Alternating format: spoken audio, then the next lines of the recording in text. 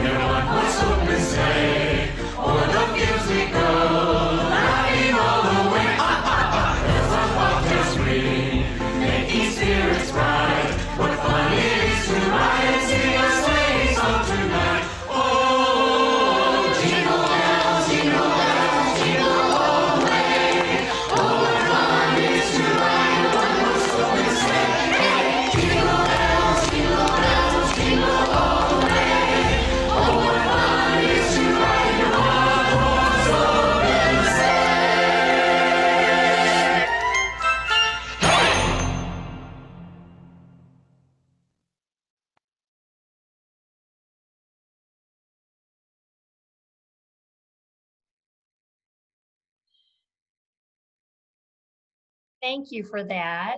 I am Marcy Bowden. I'm your Director of Faith Formation here at Valley Unitarian Universalist Congregation.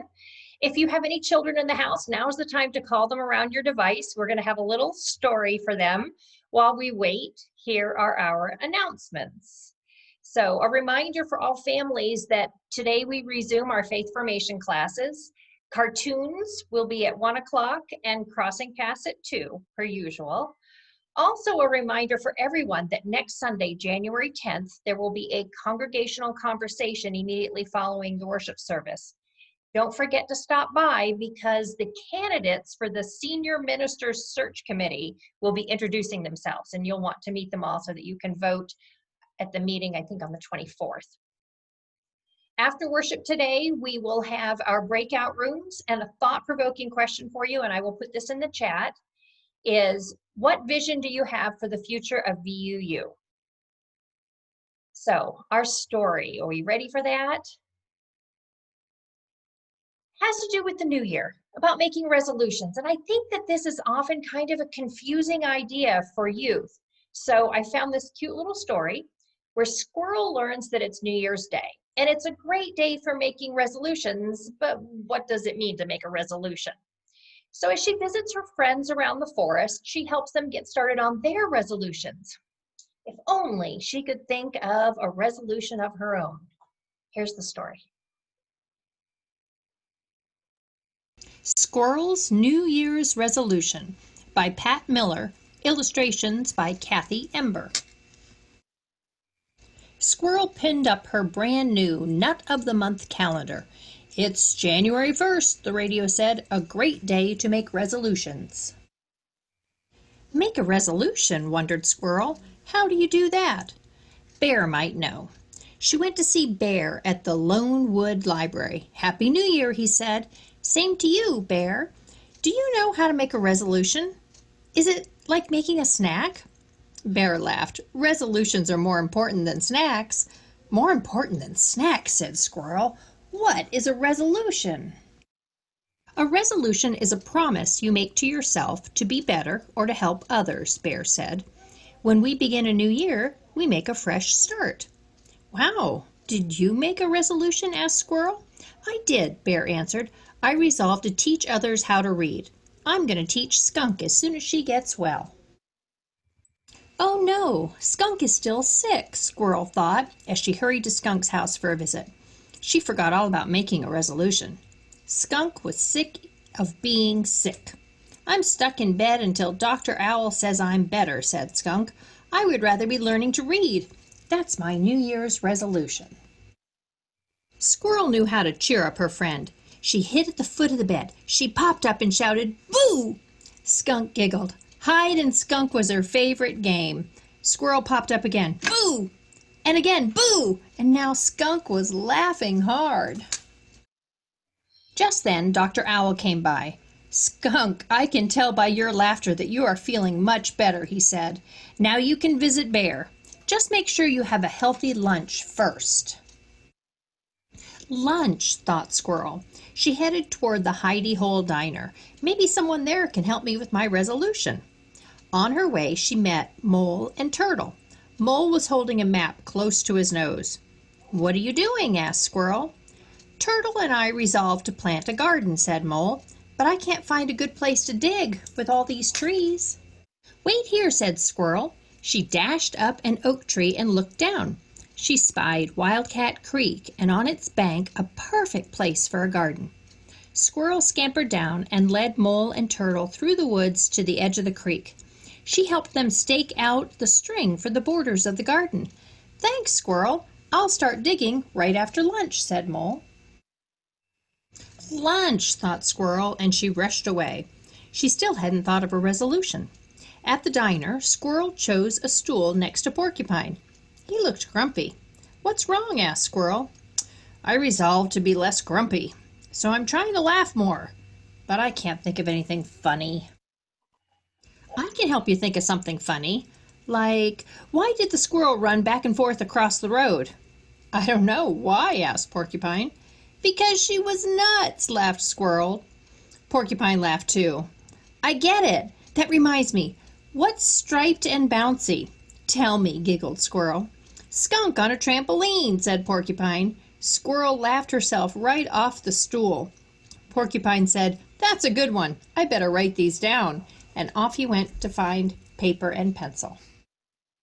Squirrel felt left out. Porcupine has a resolution. So do Bear and Skunk and Mole and Turtle, she thought. I'm the only animal in the forest who hasn't made a New Year's resolution. Rabbit came to take Squirrel's order. Would you like to try my New Year's special? Asked Rabbit. Sure, said Squirrel. Maybe it will help me make a resolution. I wish I knew how. Well, think of a way to improve yourself, or a way to use what you're good at to help others, said Rabbit. Squirrel ate her lunch special and thought hard. Just then Skunk came in. I need a healthy lunch. Thanks to Squirrel, I'm feeling better. Sit with me, Skunk, Bear called. I see you brought our first book. Turtle and Mole came in next. What do you have for two thirsty animals who just started a garden? Said Mole. Squirrel found a terrific place for it, said Turtle. Porcupine hurried in. Do you know why Bear said, caw, caw? Before anyone could answer, Porcupine said, he was learning another language, and all the animals laughed. I didn't know you were so funny, said Mole. Me either, said Porcupine. Squirrel got me started. Rabbit said to Squirrel, you're doing a good job on your resolution. I didn't know I had one, said Squirrel. Your actions are better than words. It looks like you resolved to help someone every day, said Rabbit. Really? Asked Squirrel. I did it! I made my very first resolution. Hooray for Squirrel, shouted all the animals. It was going to be a very happy new year.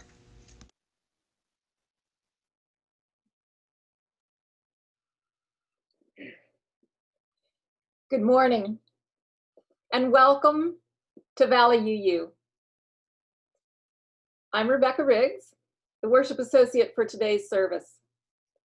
Here it is, a new year, and we are still having to gather on Zoom, but that's okay. It is hard not to be able to hug each of you and talk face to face. But Zoom has actually allowed me to see and visit with many of you that I seldom did before. So while I'm certainly not grateful for COVID, I am grateful for the new ways we've learned to connect with each other. We have not lost our community. It is especially difficult to greet our visitors virtually. But if you're new to us this morning, please know we're so happy that you've chosen to join us.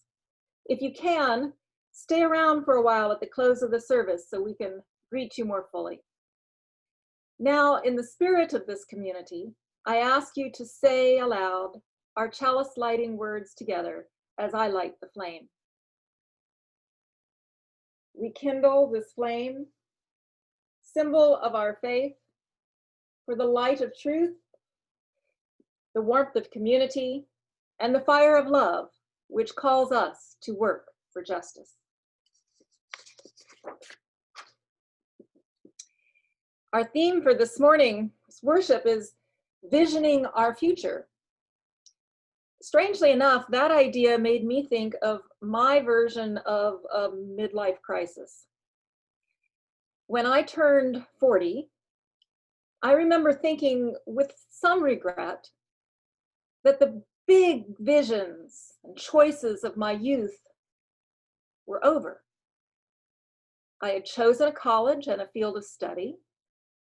I had chosen and was well established in my career. I had chosen my life partner and was in a good marriage. I'd chosen to have a family and dearly loved my two sons. But those big life-changing choices were behind me now. So now what? Was I just sort of trudging along from here on? I wasn't unhappy. I was just realizing that my long-term vision of my life seemed suddenly small. At the time, I dealt with this feeling in a somewhat unorthodox and probably unconscious way. I had always gone by the name Becky, a name I didn't particularly like. My given name was Rebecca, and I had always liked that name. So at age 40, I decided that I could change the name that I went by to be the one of my choosing. I wanted to be called Rebecca. Now, almost 25 years later, that transition is still not complete within my family. But I realize now that the decision to choose my own name was a way of revisioning myself into my future. It was a small little step, but significant for me.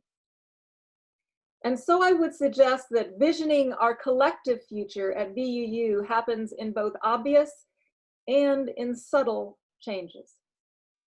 But always, it must be done with intention. I remember an old folk tale about a traveler who comes to a new town and sees several people working hard. They're all alternating between mining stone, or moving the mined stone, or chiseling the stone. Curious, the traveler comes up to the first worker and asks, "What are you doing?" The first worker, exhausted, says, "I'm stuck mining stone all day to make ends meet. I hate it, but I need to put food on the table." Slightly taken back, the traveler goes up to a second worker and asks the same question, "What are you doing?" The second worker responded, "Oh, well, sometimes I'm moving stone from one spot to the next. Another time I might help mine. But it's okay work. My family is grateful for the house that we have because of it." Feeling a little better with this response, the traveler goes up to a third person, asking, "What are you doing?" This third worker, with a smile on their face and a little bit of awe in their eyes, answers, "I am building a cathedral." I think finding grace in our lives is sometimes a bit about perspective. How we engage with what's before us certainly impacts our attitude and our sense of satisfaction. But it can also set the scope for what we imagine is possible. Cathedrals are not dreamt up through drudgery, though they do take a lot of hard work to build. Vision casting, imagining what we might achieve together. It's making room for newness, giving it shape, and using that as a roadmap for a better future. Will it always work out exactly the way we hoped? Highly unlikely. And it will take a lot of work. But nevertheless, let us continue to be intentional about our vision and our choices. By maintaining the vision quest as part of our common communal mindset, we'll find our way into our future. So again, welcome to our worship this morning in this ever-evolving community. And we continue with music. Morning has come. Arise and greet the day. A new day dawns. Once more, the gift is given. Please join in singing or sit back and let the music lift your spirit.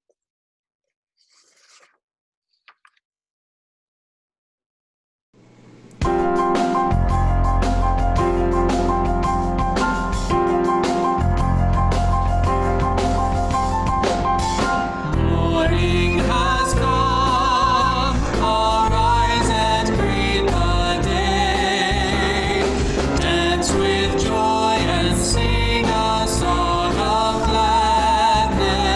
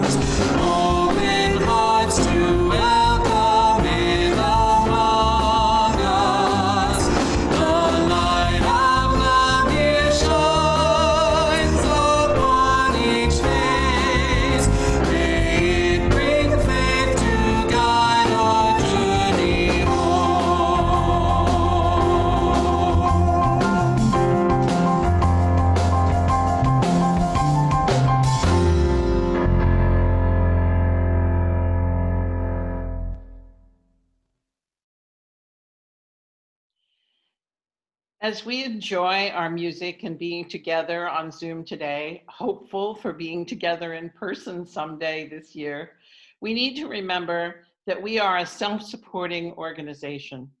The United States is not only the first modern and longest lasting national democracy, but we are also the first nation to be open to all religions to practice their faiths freely, none of which are supported with state money.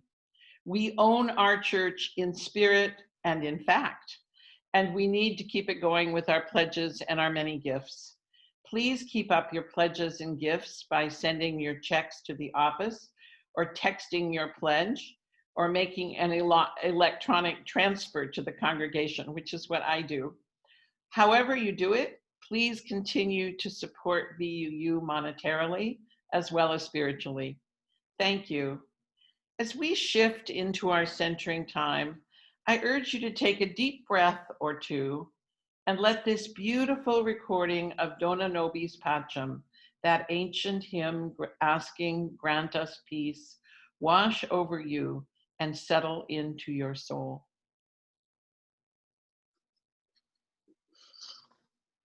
Dona nobis pacem, pacem. Dona nobis pacem. Dona nobis pacem. Dona nobis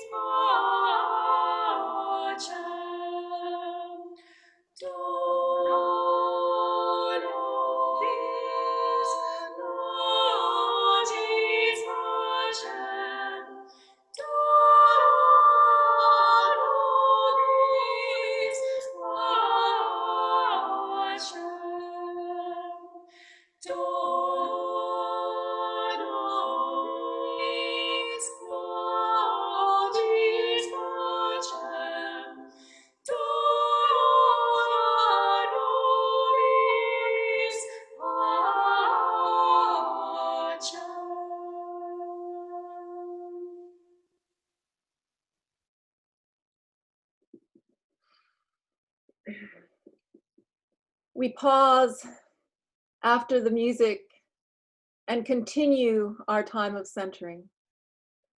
I invite you to relax and look within to find a place set apart for the renewal of vision.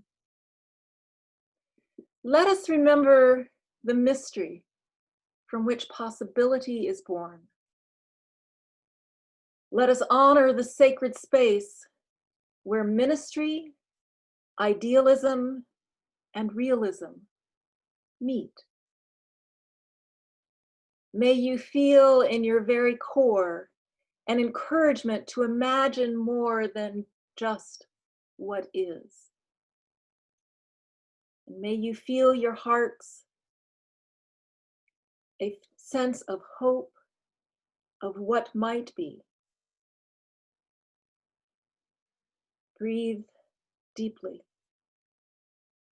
Open your hearts to compassion.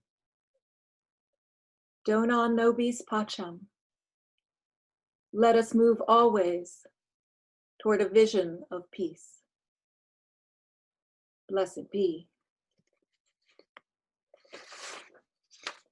Our special music for this morning is the hymn, How Can I Keep From Singing, by the New York City Virtual Choir and Orchestra. It is truly a beautiful arrangement. Through all the tumult and the strife, I hear the music ringing.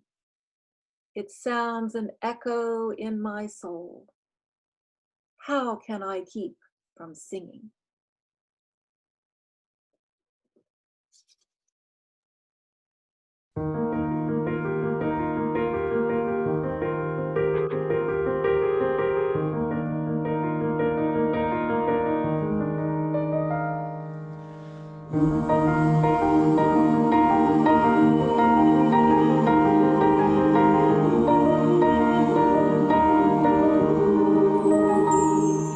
My life flows on in endless song above earth's lamentation. I hear the real, no far off hymn that hails a new creation. No storm can shake my inmost calm while to that rock I'm clinging. Since love prevails in heaven and earth, how can I keep from singing?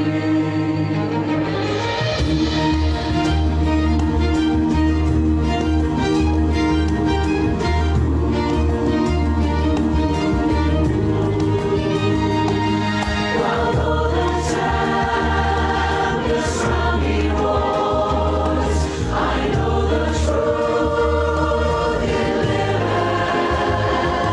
and though the darkness round me grows, songs in the night it giveth. No storm can shake my inmost song, while to that rock I'm clinging. Since love prevails in heaven and earth, how can I keep from singing?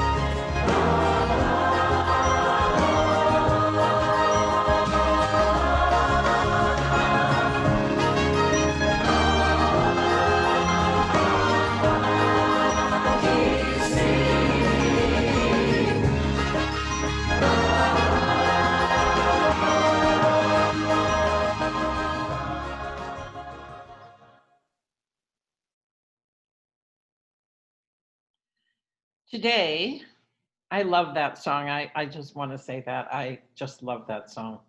Today, instead of our usual sermon, we are having a panel of VUU members give us their personal visions for our congregation and our future. We've often had a panel for the beginning of a new year, and this year it seemed particularly appropriate. We are, as a congregation, not to mention as a country, facing a period of enormous transition from where we have been to a new future that is pretty much completely up in the air. In UU congregations, when a senior minister leaves, the congregation has a period of transition, usually for 2 years, sometimes less, sometimes more. And if they're smart, they use that time wisely to assess their past, what was okay, what was brilliant, and what they don't ever want to see happen again. The good, the bad, and the ugly, as well as the sparklingly terrific, in other words. And they deliberately think seriously about what they want for their future. And then the congregation hires a new senior minister, if all goes well, and let's assume it will all go well, found by the search committee, which in our case will be elected at a Zoom congregational meeting at the end of this month. During the 2-year transition period, each congregation has an interim minister who helps the congregation assess itself and prepare for the future. And we have hit the jackpot with that part of our transition in our interim minister, the Reverend Fred Wooden, taking a well-earned day off today. So that's what we're in the middle of as a congregation right now. And I would like to urge each of us to think seriously about what we want for our future and how we see VUU moving forward. And that is what the 3 panelists are going to talk about today, to start us all thinking about what we want to be and where we want to go in the years ahead. My hope for this panel is that it will speak to each of us and help us begin to envision what I'm calling future VUU. Our panelists are Linda Horton, Adam Romney, and Barb Quijada. Linda is chair of the transition team and will be talking to us many times this coming year. She's been a UU since 1970 at UU churches in the Midwest and came to VUU in 2004 when she and her husband Jim retired and moved to Arizona. Linda has been president of our congregation, sings in the choir, and as well as being an intrepid volunteer of many committees. Adam Romney was raised in another faith tradition and came to UUism and VUU simultaneously almost 4 years ago. He jumped right in and has been involved in worship, giving sermons, and is the current chair of the policy committee. Barb Quijada and her husband Frank have been members of VUU for about 35 years, raised their lovely sons in the congregation, and they've done pretty much everything one way or another, from organizing Paz de Cristo to being intrepid YRUU advisors when my kids, now middle-aged men, were in high school, even taking YRUUers on camping trips, something I certainly never would have had the courage to do. Barb is co-chair of the Capital Planning Committee, now temporarily on hold, and is VUU's liaison to the Valley Interfaith Project, among other things she does. All 3 of these panelists have different experiences with VUU, are active in the congregation, and have been thinking about what they personally want to see for VUU in the future. My big hope is that their thoughts will spur all of us to think about what we want to see for VUU, because we need all of us to make our future happen. And now the panelists will each speak for 5 minutes in the order I introduced them, and I will not interrupt, I promise. Good morning. And thanks for having me on. I've always wanted to say that. We have all heard the phrase, if you see something, say something. VUU, however, responds to a slightly different phrase. If you see something, do something. We see homeless people and we open our sanctuary and collect warm clothing for them. We see hungry people and we head for Paz de Cristo to help serve food. We see racism and we leap into Black Lives Matter education and promotion. We see homophobia and we extend universal words and signs of welcome.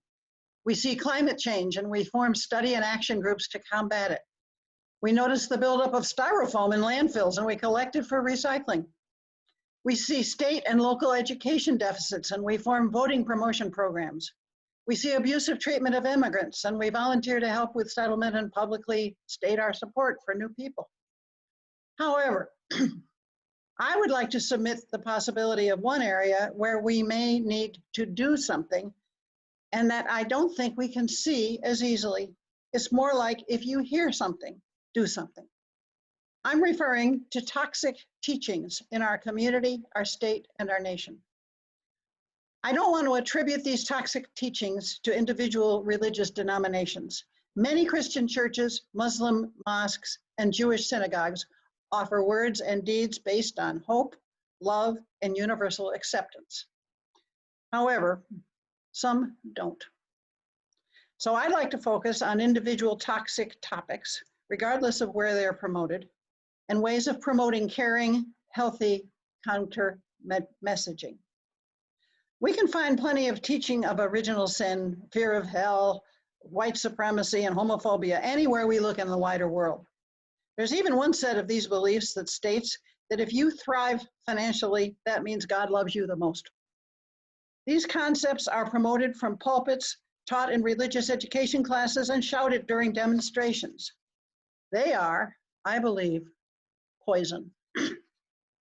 All of the faith traditions in modern, of all the faith traditions in modern society, UUism is the most postured to offer an antidote to this poison, and VUU is an excellent place to begin. We do have a couple of signs on our buildings that are a good start, telling passersby that we support Black lives and all family structures. However, there is nothing else that broadcasts our more general values. Those ones that you saw at the beginning of the service are good examples. How can we be more public, other than the occasional t-shirt like this, about our core values? How can we lead others toward these values that we believe should be universal? After all, we do partially call ourselves universalists, right? So could we please start looking at promoting not ourselves, but our values? One more thing, though. While we think about and design possible publicity campaigns, there is one last question I think we should be asking ourselves. As we have moved toward a campaign to expand and redesign our campus, how does that possibility speak to these efforts? There are people who would say that we are duty-bound to focus our financial resources on carrying our universal values into the wider world, but there may be another side to that question.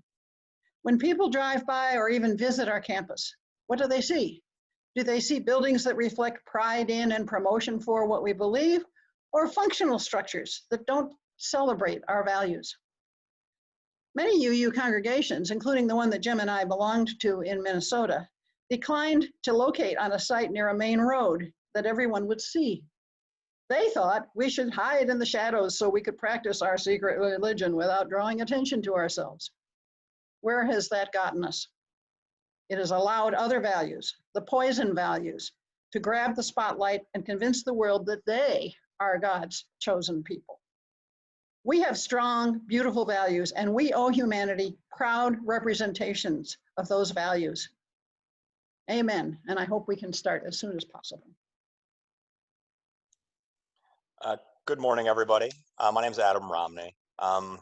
First of all, I think the future is always a projection forward from where we are in the present. So the real starting point for me is, where are we now? For me, the defining feature of Unitarian Universalism is that our members aren't bound together by a shared creed. If you're a Catholic or an Orthodox Christian, what you believe has been clearly defined. Council of Nicaea met in the 4th century. They made a literal list of their beliefs. And if you want to call yourself a Christian, you said you believe in some version of that Nicene creed. You know, God created the world, his son Jesus died for our salvation, the Holy Ghost, all of that. That's the faith. And UUs, we're a bit of a different breed. There's no list at all for us. I don't think it's actually possible. If we called a council together, I'm not sure they'd agree on a lunch order, much less a shared belief of ideas. Instead, we're kind of a muddled stew. You know, we've got a hearty mix of Buddhists, agnostics, Christians, Wiccans, so on and so forth. And what binds the UUs together isn't that creed, but a covenant. It's an agreement that we matter to one another and we care about each other at our core. In that sense, being a UU is really more of an orientation about life's purpose than a theological checklist we all sign on to. And that orientation to me is about curiosity of the other. Any week you show up at our church, it's not clear what you're going to get. UU sermons often resemble poetry recitals or a college seminar or a story reading. And to me, the best ones are from a perspective that I've never heard of. Sometimes I didn't know it existed before someone started talking about it in our pulpit. As the French philosopher Michel Foucault asked, what would be the value of a passion for knowledge if it resulted only in a certain amount of knowledgeableness and not in one way or another in the knower straying afield of himself? That process of straying away from the comfortable, known, of what we know about ourselves already is, to me, VUU's mission for the future, because it's a defense of one of Western tradition's most treasured cultural principles. And that's the value of pluralism itself. I think the reason most religions have a creed is that people want certainty in their lives. They want that list of rules, and the UU provides an opportunity for us to transcend that. Our mission to the outside world is to defend that multiple worldviews can be equally correct and fundamental, even when they're in conflict with one another. That's our congregation in a nutshell. And that can be a little confusing for people. After all, how can two conflicting ideas both be correct? But in truth, people do that all the time, even in the context of a single religious tradition. For example, the Catholic Church reveres two different types of women, the nun and the mother. Both are good, but living both lives simultaneously is impossible. A bride of Christ can't go forth and multiply. But that conflict doesn't prove to any of them that neither the nun or the mother are immoral.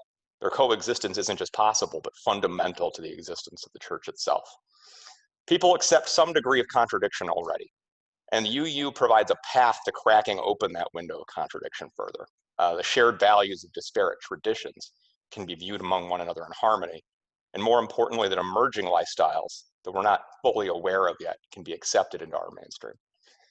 As one of my favorite social theorists, Isaiah Berlin, wrote, if respect between systems of values which are not necessarily hostile to one another is possible, then toleration and liberal consequences necessarily follow. Our role as UUs is to show our friends and neighbors that our lives are richer for following that pluralist tradition, not poorer. My preferred explanation for the polarized world that we live in, that Linda referred to, is that people suffer from a plague of loneliness. The hardest question to answer in a disconnected world is, who am I and what do I belong to? Traditional religions and ideologies provide a ready answer to that question. You follow this list of things and you're good. If you agree to wear a red hat and say whatever this person says you should say, you have a tribe forever. And that's a tempting choice to make, but it's also dangerous, because the enemy of pluralism is monism. It's this ancient belief that there's a single harmony of truths into which everything in the end must fit. The consequence of that belief is that those who know that truth should command those who do not, and those who know the answers must be obeyed. I don't think any of us as UUs want to live in that world, but in the absence of a UU ethos, that may be where the wider culture is heading. There's a temptation to believe that we have it all figured out. UUs as a group tend to be more well-educated, wealthier than the public at large. And with those trappings of success, it's hard not to think that the world would be better off if more of us shared our values right now. And that's why modeling pluralism is hard. It means accepting that sometimes we'll feel uncomfortable with the familiar, but ultimately our values are about listening fully and deeply before we object and put our 2 cents in. The cure to that plague of loneliness is to sincerely engage with people we don't know yet and let them know that we want to hear from them. So I submit that the role of UU going forward is to reaffirm that all of our lives are better if we spend more time listening and appreciating what we have to learn from one another instead of speaking. With that, I'll model my behavior, give Barbara Quijada the pulpit. Thanks, Adam. I am honored to be part of this group today who has so much good energy and goodwill towards what we can go forward doing. In the 35 years that Frank and I have been members, VUU has grown from a small congregation of fewer than 100 members to more than 300. Almost 20 years ago, VUU outgrew our home on Warner Road and moved to our current campus on Del Rio. Soon after that, we changed our name from Valley Unitarian Universalist Church to Valley Unitarian Universalist Congregation. Like most of the big changes at VUU, changing that name took a rowdy discussion and a congregational vote. We take our UU fifth principle, affirming and promoting the right of conscience and the use of the democratic process, seriously here. Though the change from church to congregation may seem like a minor detail, it was an important change in how we see ourselves, in how we present ourselves to the wider community. One of my proudest moments as a member of this congregation was in the spring of 2019, when VUU twice hosted families seeking asylum and helped them on their way to sponsors across the country. We didn't have a kitchen or showers or space for 40 beds except in the sanctuary, but we made do. You made do. You pushed chairs aside and put up cots, made calls to sponsors across the country, brought in meals, and tolerated the shower trailer at the entrance and the hand-washed laundry hanging on the side patio walls. You provided backpacks of food and a change of clothing for every man, woman, child, and baby, and you accompanied families to the bus station and the airport, and you waved goodbye. And each time, after 2 nights and 3 days of disruption, when our visitors were all safely on their way, you put the VUU sanctuary back together again, just in time for Sunday service. Since our pandemic shutdown, VUU has provided similar shelter in our sanctuary building 24 hours a day, 7 days a week, for 20 individuals without homes. Working with other faith communities, VUU congregation members continue to provide dinners and clean bedding for our guests. Before we all said such a sad, hasty goodbye to meeting in person, this congregation was up to our elbows in the exciting work of figuring out how to expand and improve our physical space for worship, fellowship, and community outreach. We needed more and better space before the pandemic, and we'll need it after it's over. I see such a bright future for VUU, one that includes a new contemporary sanctuary full of light and air, music and art, where we'll gather in beauty to worship and celebrate. I see a fellowship hall with space and equipment for our environmental and social justice work and the interfaith outreach our congregation so embraces. I see a flourishing community garden, thriving faith formation classrooms and play spaces, parking that accommodates all ability levels and is shaded by trees and solar panels, and beautifully tended grounds that honor our desert home. VUU is so much more than a church with all the boundaries that word imposed. We're a congregation of people from many places, of many cultures, ages, and abilities. A congregation of people who've grown up as you used or left other religions and found a faith home here. We are a congregation waiting impatiently to come together again physically. We long for sanctuary and to give sanctuary. We crave fellowship with each other and to widen our circle of fellowship. We seek to help families comfort and guide our congregation's children and to provide them the company of other children as they make their faith formation journeys together. My dreams for VUU's future are big. I hope yours are too. We all know it will take time and hard work to make our big dreams come true. I am so glad to be doing that work with you. Thank you. I want to thank our panel for their thoughtful words and hopes for our future. You've launched us well on our new year, and I am really grateful. And now let's sing our congregation's favorite hymn to begin our new and hopeful year of 2021. Please sing along with Blue Boat Home.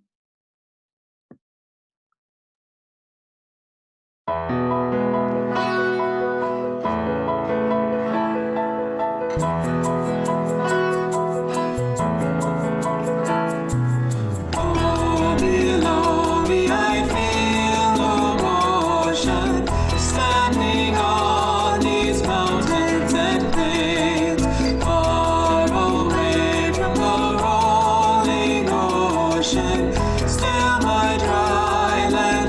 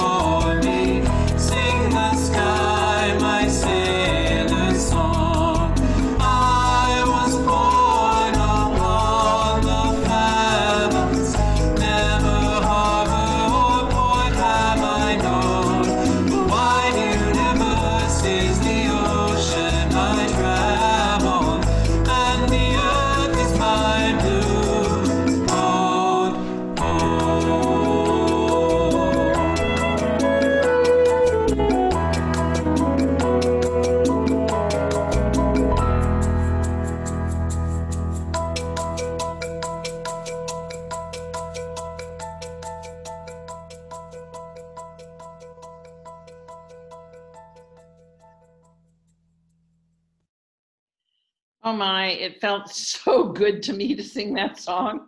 I've missed singing that song. And as we leave this service, but not each other, it is my hope we will all think seriously about what we want for VUU in the future and what we will do ourselves to get us there. And also, let us remember that this is the year we have been given. Let us rejoice and be glad in it.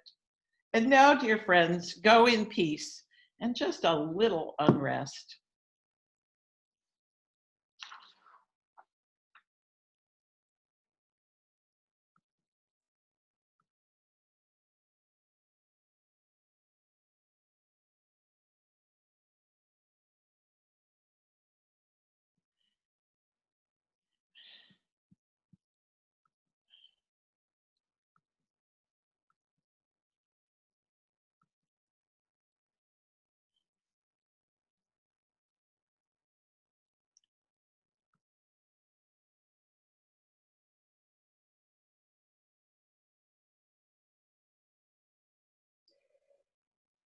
Sorry.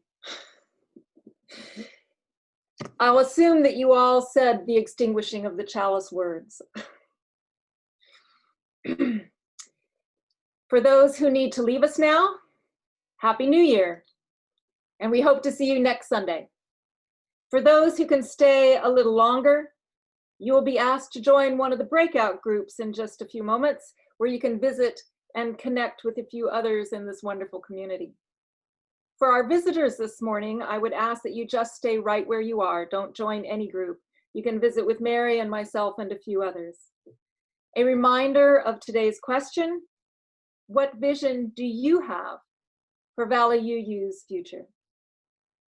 Go in peace.